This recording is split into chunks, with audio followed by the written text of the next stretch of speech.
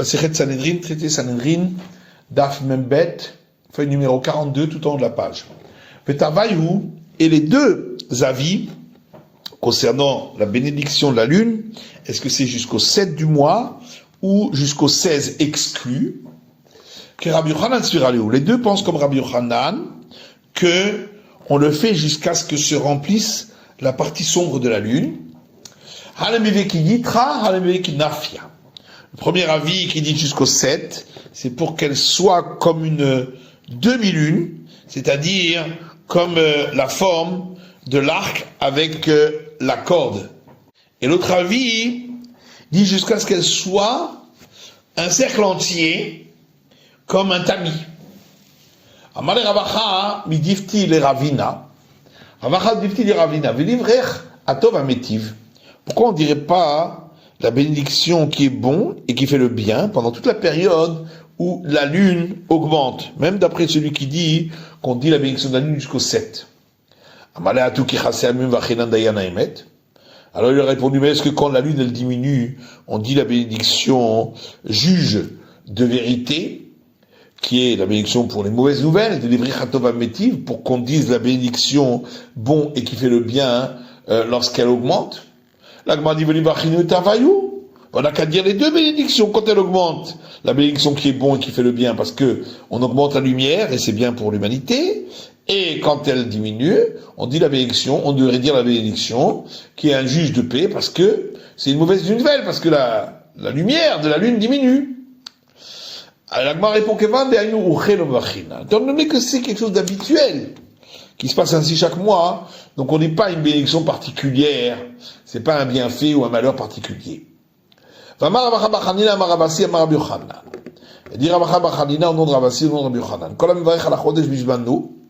Tout celui qui dit la bénédiction sur le renouvellement de la lune en son temps, c'est comme s'il recevait la face de la présence divine, puisqu'il reconnaît la présence divine dans l'univers par les mouvements des astres. Il est écrit concernant le renouvellement de la lune, ce renouvellement-là, mais c'est écrit concernant le cantique de la mer Rouge, celui-ci est mon Dieu et je le glorifierai. Donc le même terme est écrit dans les deux cas, et c'est pourquoi on considère que en faisant la bénédiction sur le renouvellement, eh bien c'est comme si on proclamait la présence divine. Tana de Rabbi Ishmael, il y a une braïta enseignée dans la maison d'études de Rabbi Ishmael qui dit Malé Zachou Israël, et là l'Agbil Pene Aviem Sheba Shamayim Kol Chodesh Vechodesh Dayam. Si Israël n'avait eu le mérite que de recevoir la face de leur Père qui est dans les cieux uniquement une fois par mois, c'est-à-dire par la bénédiction de la lune, ce serait déjà suffisant. Amar Abaye, dit Abaye, Ikar Nimrinu Meumad. C'est pourquoi on doit dire cette bénédiction debout, puisqu'on reçoit la présence divine. Merima ou Mazoutra Mekatfe ou Mevaché. Merima et Mazoutra, qui étaient déjà âgés, ils se tenaient chacun en se soutenant les épaules pour être debout lorsqu'ils disaient cette bénédiction. Amale Rabachale Rabashi, Rabachale Rabashi, Marava Mevaché. À l'ouest, en Israël, on dit la bénédiction suivante sur la lune. Baruch Mechadesh Chodashim. Béni soit celui qui fait le renouvellement des mois. Il dit ça, c'est une bénédiction très courte. Même nos femmes savent dire cette bénédiction, mais c'est pas la forme longue. Et là, qu'est des Rav Yehuda. La véritable bénédiction, c'est la forme longue qui est donnée par Rav Yehuda. Damar Rav Yehuda, que Rav Yehuda dit, Baruch Vechoulé, donc béni, etc.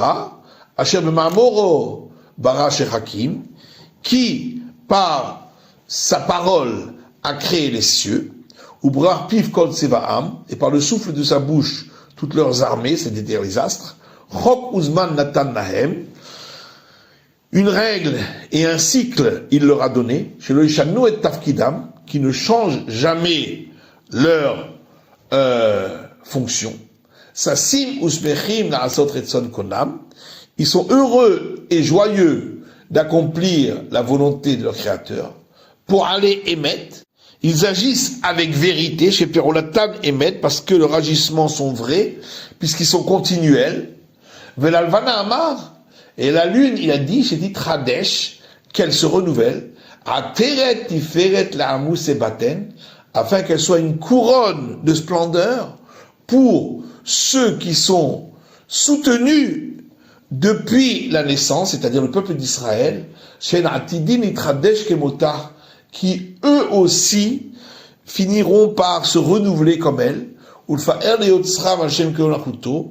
et glorifier leur Créateur sur le nom de la gloire de sa royauté. Baruch ata Hashem mechadesh chodashim, béni sois-tu éternel qui renouvelle les mois. Il y a un verset qui dit, car avec des stratagèmes, tu feras pour toi la guerre. Toujours un enseignement de Rabachab, fils de Hanina, au nom de Ravasi, au nom de Rabbi Yochanan.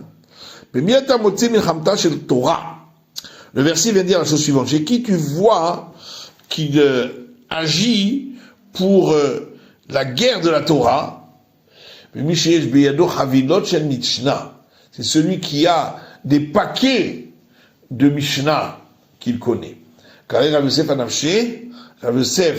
a appliqué sur lui ce verset, et celui qui a de nombreuses moissons, c'est-à-dire qu'il a appris beaucoup de Torah, eh bien, il a la force qui s'applique au taureau, puisqu'il a appliqué à lui-même, Rav Yosef, puisque Yosef est comparé au taureau. On a vu dans le Mishnah, si un dit que ça s'est passé à la 2e heure du jour et l'autre dit à la 3e heure du jour, alors on peut considérer que le témoignage est valable mais qu'il y a eu une erreur. Rav Barashi, le Shanou et la Shaot. Rav Barashi dit mais ça c'est uniquement quand il y a une erreur sur les heures du jour. Mais si un dit ça s'est passé avant le lever du soleil et l'autre dit après le lever du soleil, leur témoignage est annulé parce qu'il ne peut pas y avoir d'erreur là-dessus. Mais ça c'est évident. Et là, seulement, il veut dire que si un dit que c'était avant le lever du soleil et l'autre dit que c'était pendant le lever du soleil, aussi on considérera que il ne peut pas y avoir d'erreur et donc le témoignage n'est pas valable. Ça aussi c'est évident. On aurait pu croire que celui qui a dit que c'était pendant le lever du soleil se trouvait à un endroit bien dégagé. Il a vu simplement une lumière forte qui est celle des rayons du soleil, mais en vérité le soleil s'était pas encore levé. Quand je parle là, c'est pourquoi on va apprendre que non, qu'il ne peut pas y avoir d'erreur. La Mishnah disait, ensuite on fait entrer le second témoin, etc. Et s'il y avait un disciple qui avait des éléments pour acquitter, on le fait monter avec les juges et il reste là-bas toute la journée en question. La Gemara dit Otoagnom et Toulo, uniquement cette journée-là et pas plus. Vatania, pourtant il y a une braïta qui dit Imesh mamash bidvarav, si dans ces paroles il y a quelque chose de consistant, Loaya yoren misham leolam, on ne descendait pas du tout pour toute la période du jugement. Et s'il n'y avait pas de consistance dans ce qu'il avait dit, on ne le faisait pas descendre pendant toutes ces journées, afin que le fait qu'on les fait monter ne soit pas en fin de compte un élément de dépréciation pour lui. Abaye répond, il faut expliquer que notre Mishnah parle du cas où il n'y avait pas de consistance dans ses paroles. La Mishnah poursuit en disant, si on lui a trouvé de quoi la quitter, on l'a quitté de suite, et sinon, eh bien on repoussait au lendemain, et toute la journée les juges continuaient à discuter de cela, ils n'avaient pas le droit de boire du vin. Et pourquoi n'avait-il pas le droit de boire du vin? Parce que le verset dit la rose nim ei shechar. Pour les princes, il n'y a pas de boisson enivrante. Et on explique, ceux qui s'occupent des secrets du monde, c'est-à-dire de la vie, puisqu'il s'agit d'un jugement de peine de mort, eh bien, al-Yishtakeru n'ont pas le droit de s'enivrer. Daninelu Kenegedelu Achiyire, dans la Mishnah, il est dit que si, en fin de compte, on avait dû augmenter le nombre de juges jusqu'à 71, et que il n'était pas arrivé à une décision, eh bien, ils continuent à discuter ensemble, les uns avec les autres, jusqu'à ce que l'un de ceux qui condamnés la quitte, ou inversement. L'Oraoumaï, la Gemara demande qu'est-ce qu'il en est, si en fin de compte, on n'a pas vu d'autres éléments pour que un des juges change d'avis. Amar Ravacha dit, Potrinoto, on la quitte. Amar Rabbi Yochanan, et ainsi a dit Rabbi Yochanan, Potrinoto, on la quitte. Amar le Rapapa l'Abaye, Veliftere Meikara. Rapapa dit Abaye, mais alors on n'a qu'à la quitter depuis le départ, dès que on est arrivé au nombre de 71 et qu'il n'y a pas eu de décision. Amar le Achi, Amar Rabbi Yochanan. Alors, il lui a répondu ainsi à dire Rabbi Yochanan, parce qu'on cherche à ce que, lorsque les juges sortent du tribunal, ils ne soient pas perplexes. Ikadamre, d'autres disent, Amar le Rapapa d'Abaye, Rapapa dit Abaye. Mais là, Mali Yossifu. Pourquoi hein, a-t-on dit qu'on augmente le nombre de juges? Nifterem Bedina Kama. Si, avec 23 juges, ils ne sont pas arrivés à une décision, on n'a qu'à, dès le départ, la quitter. Amali Rabbi Yossé, Kaïk Vatar. Il lui a répondu, effectivement, Rabbi Yossé pense comme toi. Les Tania, parce qu'il y a une braïta qui dit, Rabbi Yossé Omer, Rabbi Yossé dit, que j'aime Chen Mosifim Albedin Shel Shivarim Vechad. De la même manière qu'on ne peut rajouter des juges au Grand Sanhédrin de 71 membres, Karen Mosifim Albedin Shel Esrim Veshlosha. De même, on peut rajouter des juges au Sanhédrin de 23 juges. Tanou Ramadan, nous ça j'en sais dans une braïta. Omer Bedinim Amonot Nizdaken Hadin. Le juge dit, quand il s'agit de jugement pour des affaires d'argent, le jugement a vieilli. Vein Omer Bedinim Fashot Nizdaken Hadin. Mais il ne dit pas, pour des jugements concernant des peines de mort, le jugement a vieilli. Maïnis Zaken Adin, que ça veut dire le jugement a vieilli? Il est Makash Dina, si ça veut dire que le jugement est trop difficile, et donc il faut le reporter, il fera Mibayale. Ah, il aurait fallu dire l'inverse, que c'est pour les jugements concernant les peines de mort qu'on dit cela, parce qu'on cherche le plus possible à ne pas le condamner. Amar Ravuna bar Manoach Rishme de Rav Acha Bere de Ravika. Alors Ravuna, fils de Manoach, au nom de Rav Acha, fils de Ravika, dit, et pour, effectivement, il faut inverser la phrase. Ravashi Amar, les Olam noté pour. Ravashi dit, non, en vérité, on n'inverse pas. Ou Maïnis Daken Adin, qu'est-ce que ça veut dire? Le jugement a vieilli. Hacham Dina. Ça veut dire que le jugement est sage, et donc que le jugement qu'on a fait est arrêté. Mais Tivé, la Gemara objecte à partir d'une braïta qui dit Gadol Shebedayanin Omer Nizdaken Hadin. C'est le plus grand des juges qui dit le jugement a vieilli. Et Amar Bishlama Chacham Dina, ça va bien si on dit que il veut dire le jugement est arrêté, à nous Amar Gadol. C'est pourquoi c'est le plus grand, puisque c'est lui qui a la possibilité d'arrêter le décret du jugement. Et là, il y a Markash Dina. Mais si tu dis que cela veut dire que le jugement est difficile et qu'il faut le reporter, l'Osagia de l'Amar Gadol, est-ce que c'est pas possible que ce soit pas le plus grand des juges qui dit cela? Que souffert de Kamir Sif Nafché, en disant cela, il se fait honte, puisqu'il dit que il n'est pas arrivé à trouver une solution. La Gemara dit, si, effectivement, c'est le plus grand, parce que, c'est pas pareil si se fait honte à lui-même, plutôt que si c'est les autres qui lui feraient honte en le disant. Ikadamre, d'autres disent ainsi, ça va bien si on dit que cela veut dire que le jugement est difficile et qu'il faut le reporter. On comprend que c'est plus grand, parce que c'est pas pareil s'il se fait honte à lui-même, et si c'est d'autres qui lui font honte, c'est beaucoup plus grave si c'est d'autres qui lui font honte. Et là, il y a Matracham Dina, mais si tu dis que cela veut dire que le jugement est arrêté, Gadol Ashbuchem Mishbach Nafshe, si c'est le plus grand qui dit cela, alors il se rend des honneurs à lui-même en disant cela. Or il est écrit Yehalel Chazar Velo Ficha, qu'un étranger te fasse des louanges, mais pas ta propre bouche. L'Agmar répond Shani Mita de Bedina, c'est différent pour tout ce qui a trait au tribunal rabbinique d'Agadol Ramia, parce que c'est au plus grand qu'il convient de faire les déclarations qu'il est nan, comme il est dit dans les Mishnah.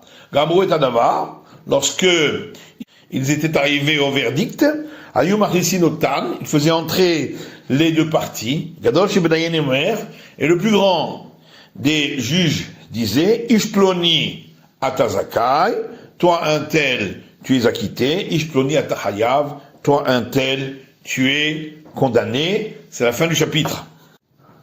Mishnah. Nigmar Adin, lorsque le verdict pour la peine de mort avait été fait, on faisait sortir le condamné pour le lapider, dans le cas où c'était mort par lapidation. L'endroit de la lapidation était à l'extérieur du tribunal rabbinique, un peu éloigné, chez Neymar, comme il est dit, Hotse et Amekalel, fait sortir celui qui a blasphémé. Une personne se tenait à la porte du tribunal rabbinique, va soudarim beyado, avec des fanions dans sa main, Vesus rachok mimenu, et un cavalier se trouvait plus loin que Deshe Roeu, afin que le cavalier puisse voir celui qui porte les fanions. Omer Echad yesh lelamed alav zechut, si un des juges disait j'ai des éléments à présent pour l'acquitter, hala manif besoudarim, alors celui-là remuait les fanions, va sous rats, et donc le cavalier le voyait, et il courait à cheval, ou mahamidan, et il arrêtait ceux qui amenaient le condamné à l'endroit de la lapidation. Et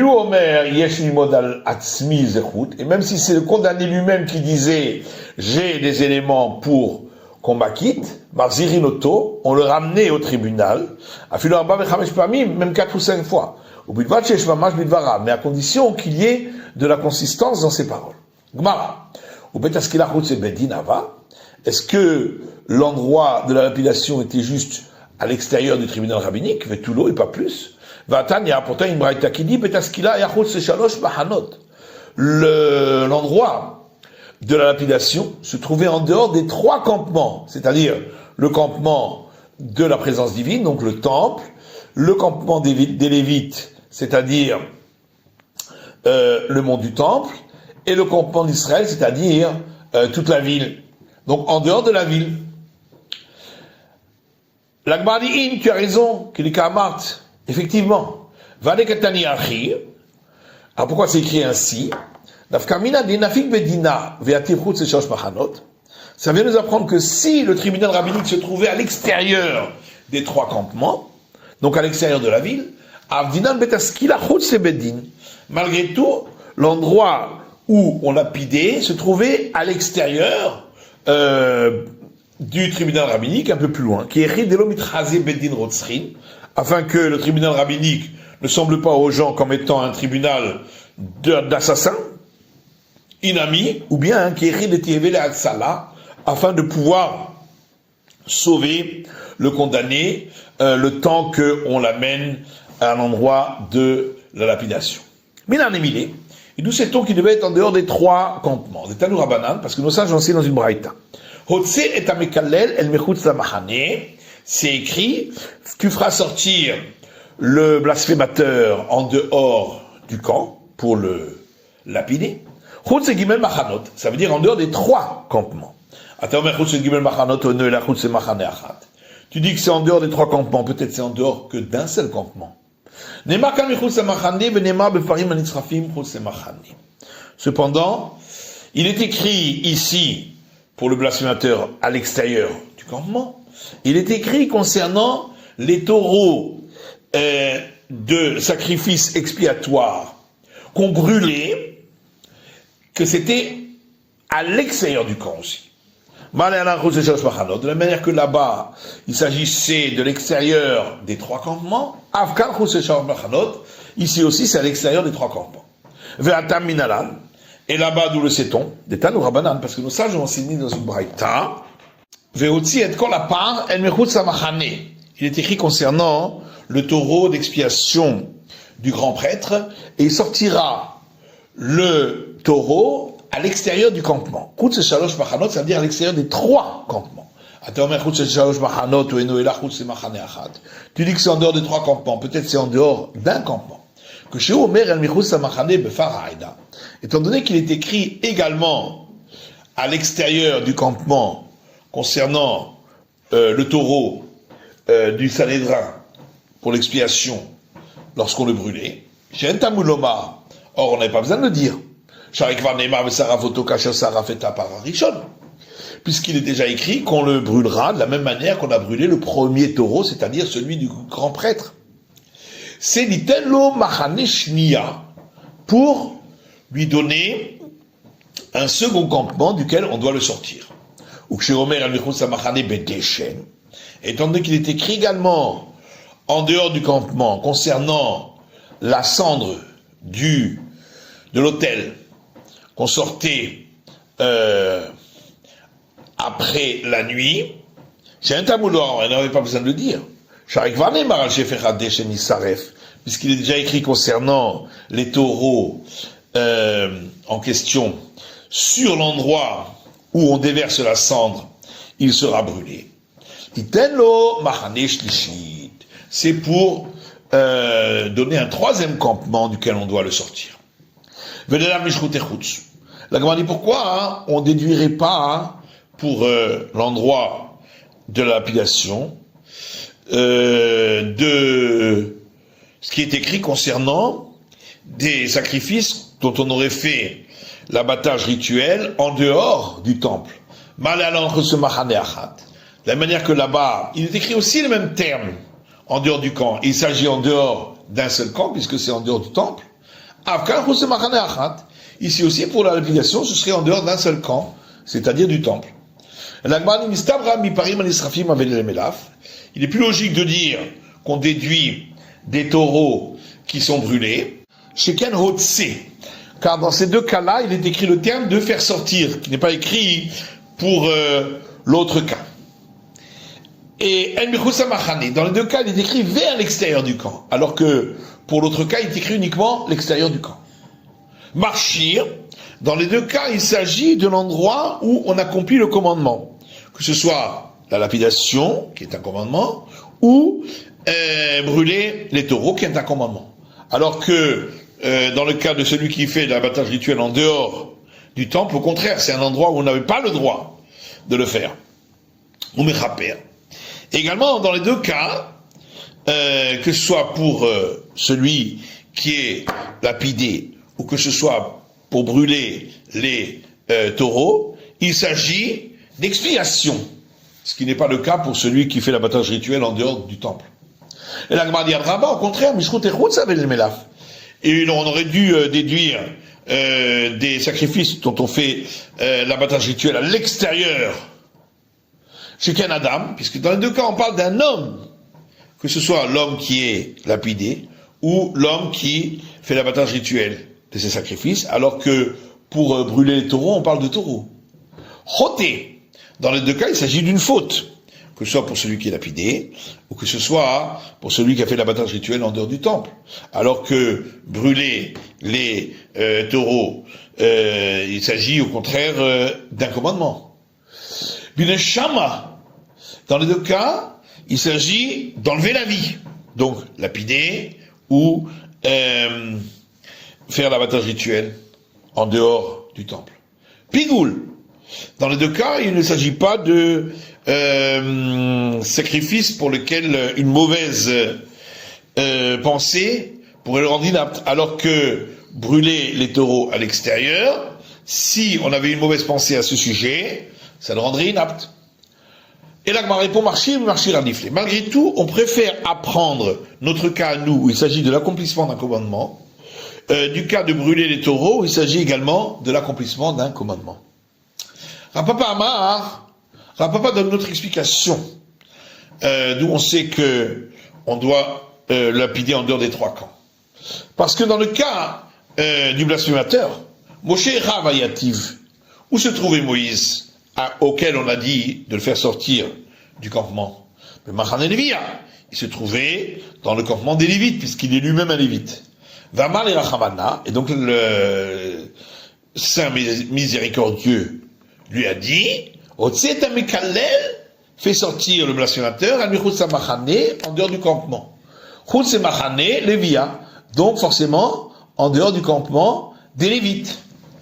Vayotziu et Amekalel el michutz hamachane, et puisqu'il est écrit ensuite, et ils ont fait sortir le blasphémateur en dehors du camp, chutz machane Israël, donc c'est en dehors du camp d'Israël. L'Agma dit Asiya. Non, le deuxième verset, c'est pour nous dire qu'ainsi on a fait. L'Agma dit Asiya bedia ketiva. Dire qu'on a fait ainsi, c'est écrit expressément dans le verset, puisqu'il est écrit, Ubnei Israël asu kasher tiva Hashem et Moshe. Et les enfants d'Israël ont fait comme l'Éternel avait ordonné à Moïse. C'est la fin de l'étude du Daf Membet de la feuille numéro 42.